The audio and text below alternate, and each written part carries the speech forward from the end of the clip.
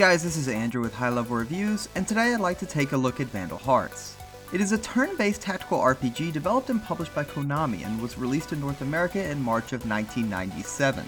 It was one of the earliest RPGs on the 32-bit systems. It eventually got a sequel, simply called Vandal Hearts 2, released on the PlayStation, and a prequel, called Vandal Hearts Flames of Judgment, which was created for the PlayStation Network and Xbox Live Arcade. Though lacking the class complexity and customization options of other popular tactical RPGs, the game still has a cult following due to its story, addictive strategy-based combat, and the embellished blood splatter after killing Blow. Yeah, it's that awesome. While there are many antiquated aspects of the game, and though I get tired of saying this, that's to be expected from an early PlayStation 1 title, much of the game, even the more cliche aspects of the story, including toying with temporal shifts, hold up quite nicely.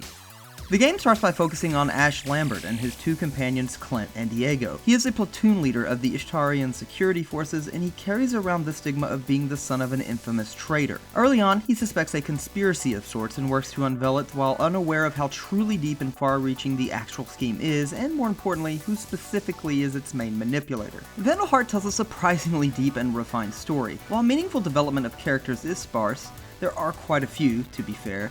The twists and turns, complete with dimensional travel and nefarious backroom dealings, are rarely dull. Plenty of modern gamers might view some specific plot elements as cliché, but given that the game is 20 years old, that wouldn't be a terribly fair assessment. The writers gracefully introduced overzealous nationalism, larger-than-life dunces hellbent on using terrorism as an excuse to violently and unilaterally exact their brand of societal and cultural cleansing, and of course a primary antagonist sacrificing his soul for more power. This sounds a bit heavy, but the pacing was excellent and the amount of personalized tells humanizing this story, that eventually opens up to present the more stereotypical elements, kept me engaged. From an inebriated ex-sailor to an adopted child desperately wanting to preserve an idealistic view of her famous father, the game strives to portray human relations in a real and complex manner, rather than with overuse of, or a heavy reliance on tropes. Yes, I know it seems contradictory to mention the stereotypical and cliche elements of certain plot points while applauding its apparent disdain for it in the writing, but it's true. Vandal Hearts has characters that are immensely more human and detailed than most RPGs from that era, and hell, probably from this one as well. It would have been all too easy and safe to have a few of the very memorable scenes written in an expected way, but the revelations and sharp insights into character motivation was impressive,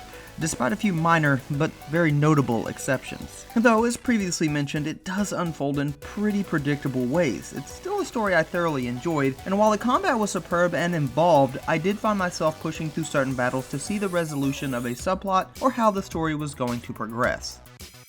Battles in Vandal Hearts take place on a grid map made up of squares with various heights, such as walls and hills and different structures, a few of which were occasionally inaccessible. Every character has a set number of tiles they can move per turn, plus one action, an attack, skill, item, etc. The player always goes first and can elect to move the characters in whatever order he or she desires. After that, the enemies collectively take their turns. I found myself really enjoying this aspect of combat. Rather than the enemy and player taking turns with discrete units, moving an entire side at a time really magnified any positional error or misreading of a situation. Combine this with the more clearly defined classes and roles in Vandal Hearts, and the player is presented with a lot of options in battle. Each character is locked into a specific predetermined base class that splits into branching paths at level 10 and 20. For instance, soldiers can become guardsmen or swordsmen, and archers can become hawk knights or bowmen, and the paths branch yet again from there. These paths all have clear and distinct weaknesses and strengths. There are also inherent strengths of specific types over others, similar to the game Rock, Paper, Scissors. Mages destroy armored classes, melee fighters destroy archers, and archers destroy airborne units. These specializations really begin to shape and dictate how the player's army functions and moves. The splits in the trees aren't just cosmetic. Meaningful decisions need to be made on whether or not the player wants to emphasize mobility, damage, or defense. Despite, as mentioned earlier, lacking the class depth of other tactical RPGs, I still found each battle to be packed full of tough decisions. The battles are often large, with different conditions needing to be met, other than just protecting Ash,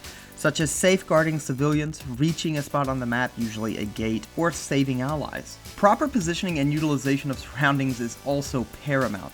Characters are able to support an ally that is attacking an enemy if they are also next to the enemy, up to a maximum of 3 allies, and each unit augments the attack power by 1 and increases the accuracy of the attack. Minimizing the vision and effectiveness of pesky archers is just as crucial.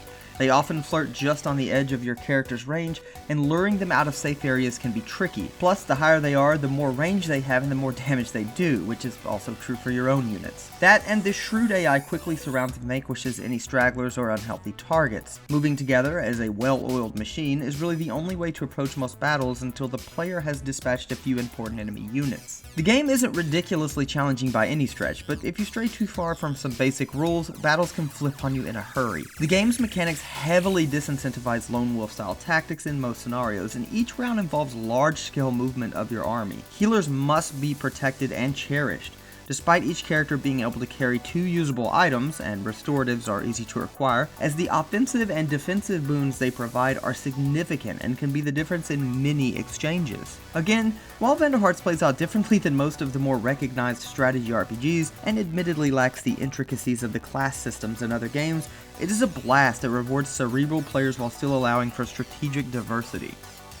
Despite some repetition, it would be criminal not to discuss how genuinely underrated Vandal Hearts' soundtrack is. Hiroshi Tamawari, who had previously worked on a few tracks for the first Suikoden under the guidance of Miki Higashino and worked on Azure Dreams, was tasked with the project, while still, in some ways, jointly working with Higashino and other senior composers. Though Tamawari displayed all of his brilliance when allowed to tinker with musical expressions not yet seen in gaming music a few years later when working on Vandal Hearts 2. The first game is a glimpse into that latent genius. He has unfortunately departed from the gaming industry entirely and is busy creating unorthodox operas using classic Japanese bunraku puppets singing in Vocaloid over music influenced by modern techno and traditional Japanese folk songs. This should hint at the fact that he isn't quite like any other video game composer and that aberrant vision is on clear display in both Vandal Hearts. While 2 is clearly the superior, the first heavily utilized woodwind instruments and bounced from dark and pessimistic to determined and upbeat on Ash's theme. It's a great soundtrack that unfortunately disproportionately favors a few songs, and that can lead to some quick burnout. Still, I simply loved the soundtrack.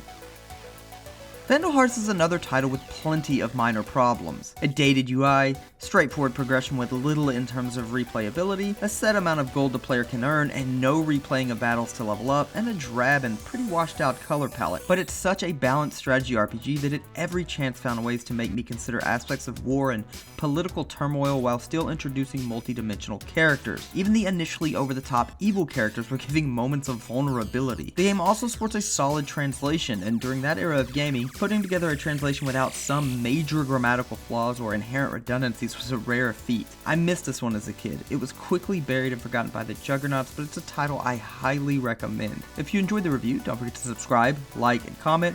My Twitter is also located right below the video. This has been Andrew with High Low Reviews, and I appreciate you guys stopping by.